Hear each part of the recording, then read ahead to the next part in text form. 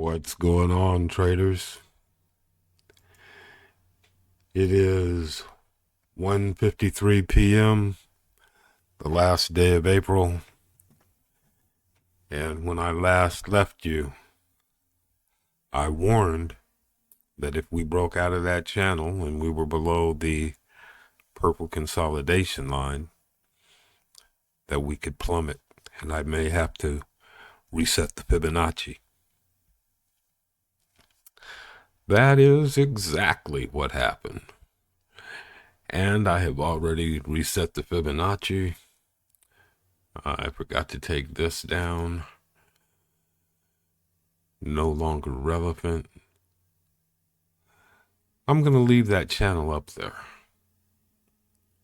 Only because, whoops, didn't mean to move it like that. Only because we may go back up into it. I've seen it happen enough times in the market. That's why I leave some things on the chart and erase others. Like that prediction line, yeah, that's not happening anymore. Our sideways movement stopped. We broke in the other direction. When I made that prediction, I did say that there was a possibility that it would happen in this way, but I did not think it was going to. I really didn't. I was of the mindset that we would be taking off towards 70K. I'm no longer in that mindset. I'm back to the point of realizing that historical data can no longer be relied on.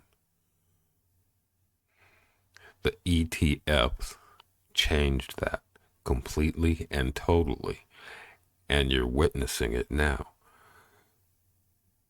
If you go back in history, you'll see that by now, the price would have moved up, not down. During the last halvings, by this time, yeah. How long ago was the halving? When did it happen? We should be moving in the other direction if historical data is holding true this time. It's not. I don't think it ever will again. But we'll see. We'll see. That said, the 60K trigger point has acted as both support and is currently acting as resistance. It'll continue to act as resistance because we don't have nearly enough volume to take us in that direction and recross that. For some people, it's going to be a psychological trigger point, but for me, it's just a monetary one. We're not going past there for a while, guys. I know that sounds really bearish, but it's not. It's absolutely 100% bullish. Everything I say is bullish, whether it sounds like it or not. Again, in my philosophy, there's no such thing as a bear in the crypto market, okay? In the stock market, yes. In the crypto market, when we're talking Bitcoin, there's no such thing as a bear. Only super smart bulls that accumulate when the price drops so they can sell later. That's a bullish move. That is not bearish. They're never going to take Bitcoin down to $0. Okay? Not going to happen. Now that it's actually mainstream, once BlackRock got into it, it became truly mainstream. People don't realize that yet. Speaking of ETFs, I'm going to publish a post explaining exactly why the ETF thing did not work like most people expected it to. Those of us who have been in the stock market, we knew that it wasn't going to. There's no way that it could. But at some point in time in the future, I can't say exactly when right now, I'll need a little more data from all of the fund managers that had their ETFs approved, mostly concerning BlackRock more than any other, since they were the biggest. They still are the biggest. They will remain the biggest. So yeah, once I get a little more data, I'll know, I'll have a better idea of when things will turn out like everybody expected it to. But right now, I know absolutely why it didn't. I'll explain that in a post that I'm going to write, that I've already started writing actually, and I'll post it on PublishOX. I may even post some of it on Torum.com. That said, what I see happening here is 60K trigger point will continue to act as resistance.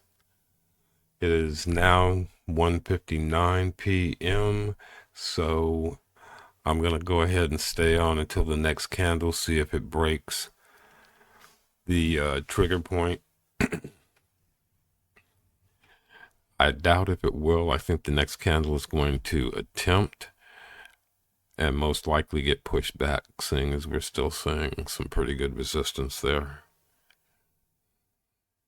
Uh-oh, it broke green. We'll see for how long. And there, it turned red. And back to green. So it's going to flip-flop right now. This is going to be a little battleground.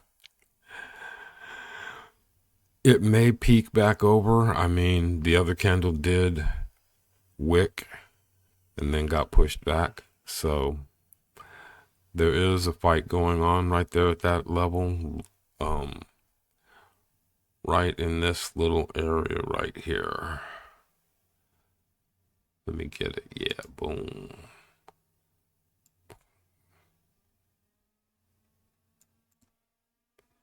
Right in that area right here. Little fight going on. You could see where it held as support, and now it's acting as resistance. So my thinking is, if we can get the volume. Oh, okay, I didn't notice that. Down here on the MACD, we're crossing over. Now that's the MACD with my settings on it, the 6-10-6 settings versus the settings most people use. I don't use those settings simply because it gives you, it makes it less of a lagging indicator and more of a on point. So as we see the market changing, we see the MACD crossing over with it. And we do have plenty of volume. Even though it appears to be red right now, it's pushing us in the other direction. So that red volume that we're seeing right here will most likely turn green either sometime in this candle or on the or on the next candle. Anyway, I'm going to cut it out right here, guys. Look for the posts on the ETFs. And I will see you tomorrow, hopefully. Got a lot going on right now. But I will definitely attempt to be here much earlier tomorrow. Most likely gonna make it in the morning. Oh no, I got an appointment in the morning. Okay, so no, it'll be sometime in the afternoon, maybe in the evening. Can't really say when. But I will be here tomorrow. Until then, you guys have a blessed day.